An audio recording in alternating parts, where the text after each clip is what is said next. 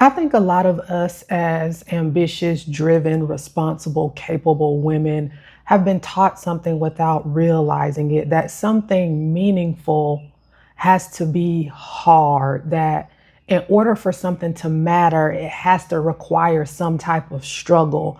And I'll say over the last 3 years or so, I've really been working on untangling that belief.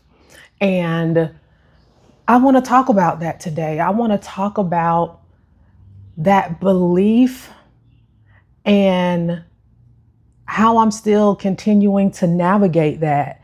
And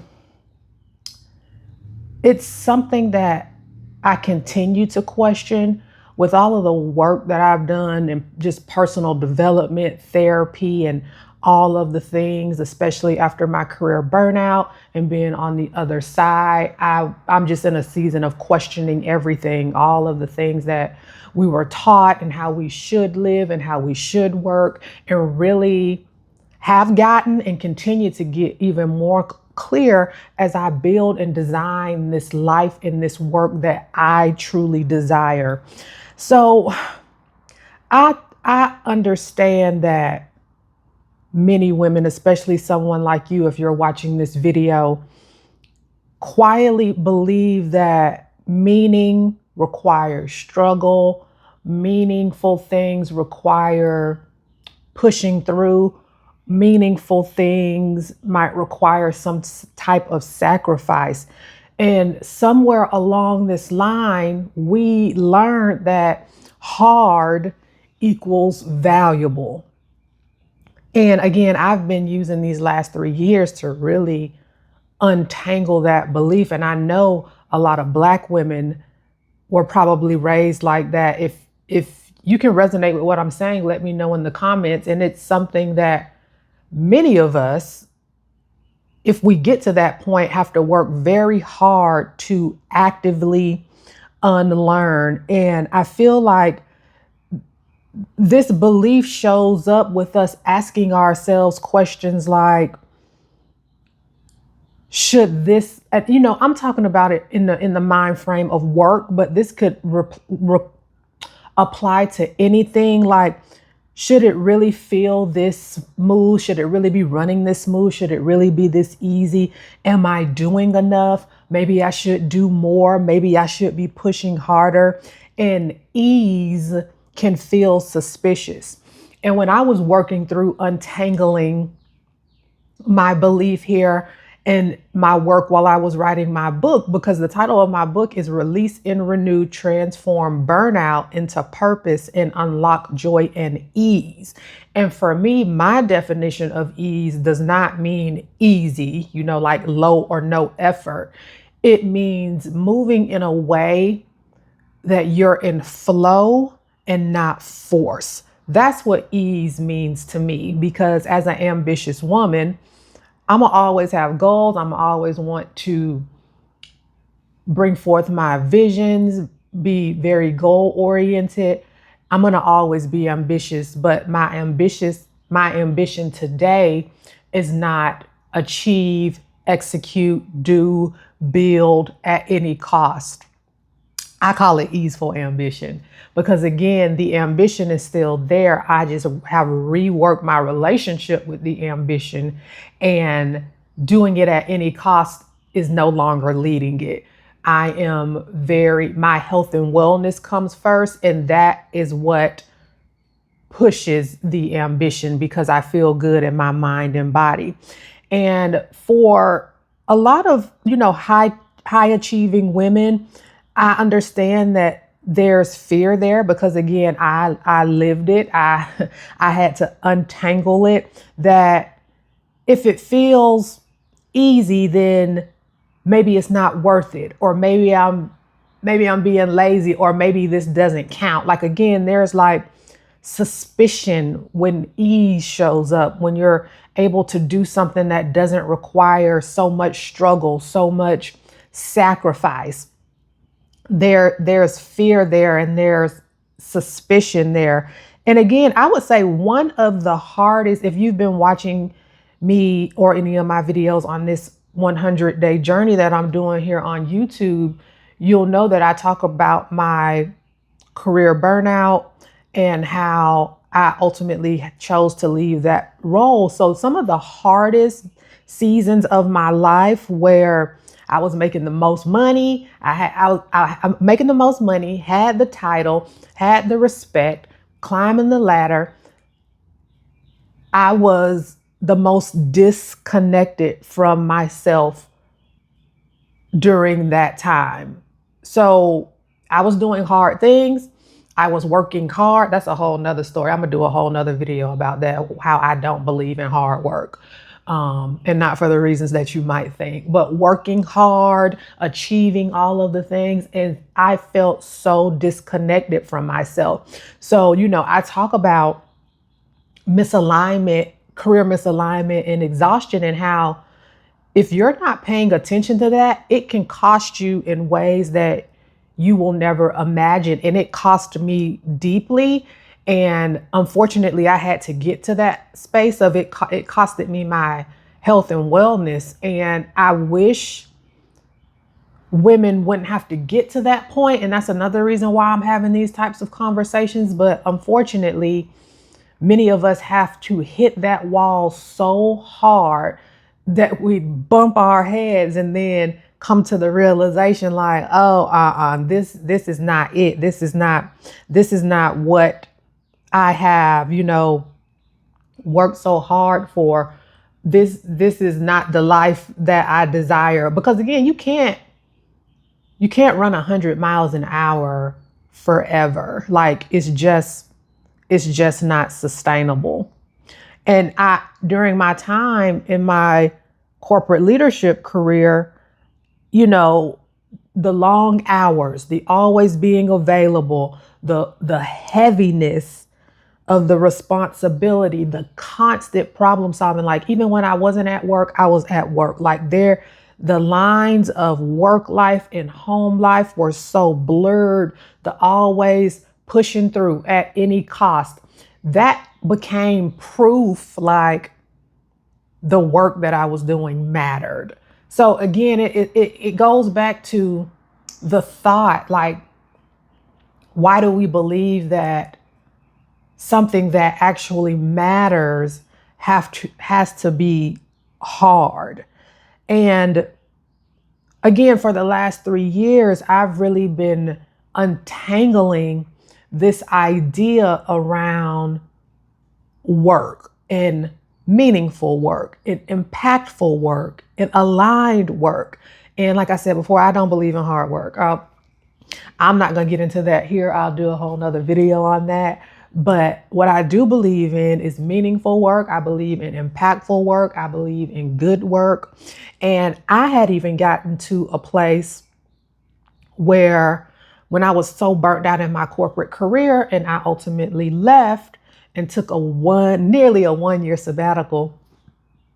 That's why I made the video a few days ago about how I feel like every woman at some point in their corporate career should take a sabbatical. Again, I was pushed into mine, unfortunately, but it was still like the absolute best time of my life to not only heal and grow and develop, but just have space, just have a renewed capacity to clearly think, to just be. It was the best time of my life. But I say all that to say that I'm sorry, I just lost my train of thought.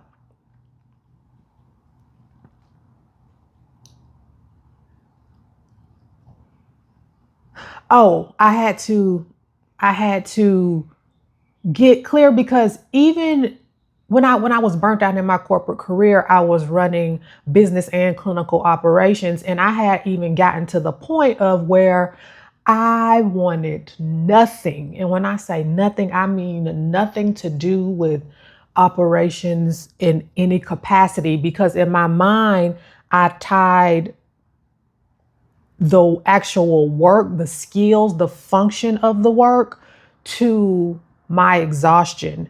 And just recently, I had the revelation that that wasn't true, because I was really good at my job. I was meeting and exceeding expectations my entire time in the role. And I'm a systems person. I like systems. I like strategy. Those things I like and I'm good at. So there was no way I was going to just put those skills aside. Like you can, any business,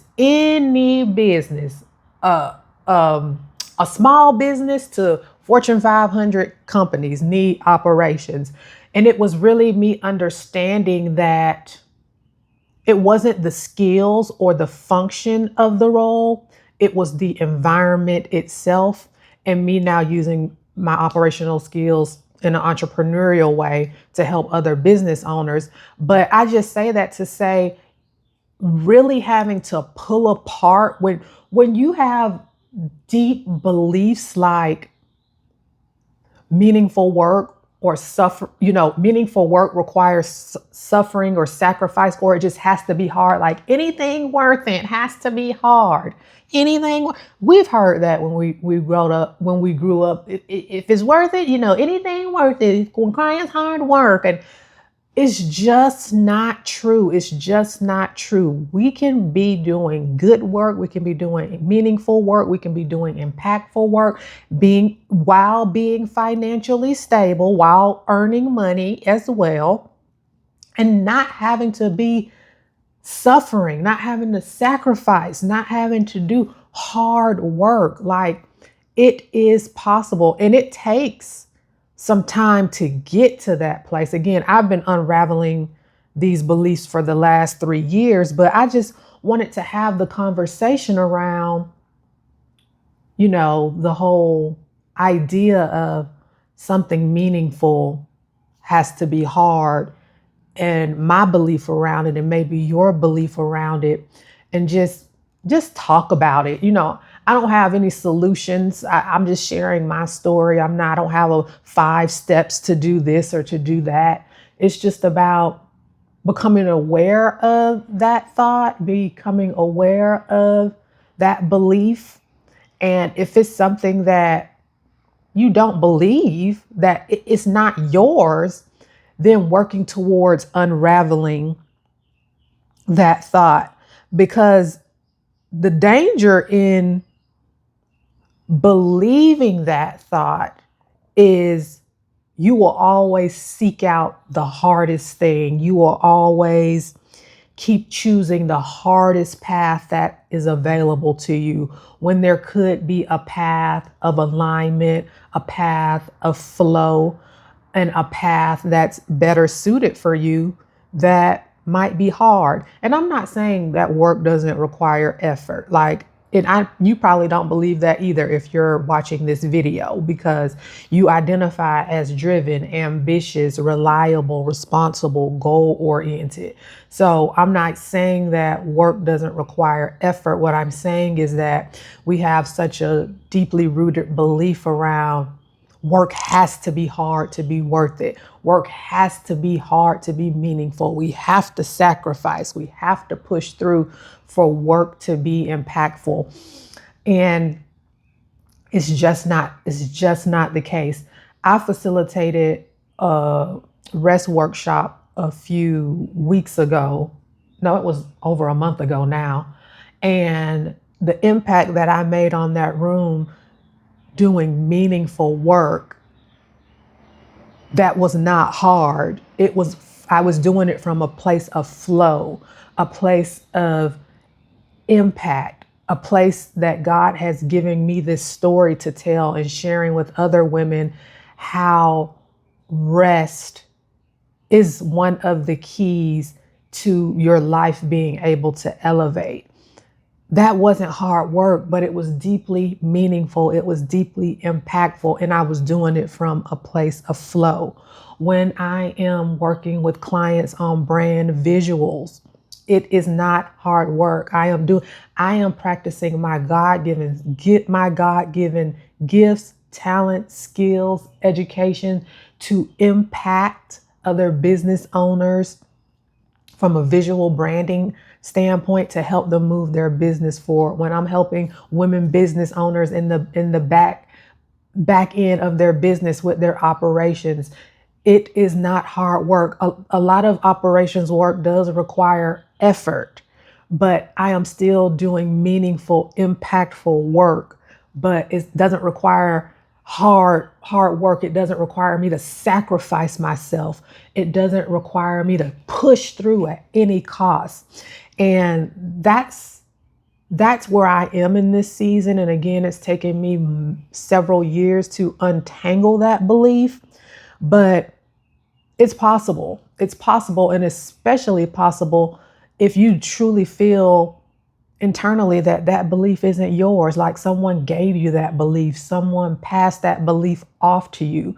It's not something that you truly believe. You can work towards unraveling that belief. So I do have a few questions that I want to ask you as we end. I want you to reflect on, what if meaningful work doesn't require constant struggle? What would that look like for you? If you're a journaling girly, you might want to journal about this. Or if you're not a journaler, maybe just have a quiet moment to reflect on that. What if meaningful work doesn't require constant struggle? What if aligned work doesn't require constant struggle? What if the most meaningful things in our lives are actually the things that flow when we stop fighting ourselves? Let me read that one again. What if the most meaningful things in our lives are actually the things that flow when we stop fighting ourselves?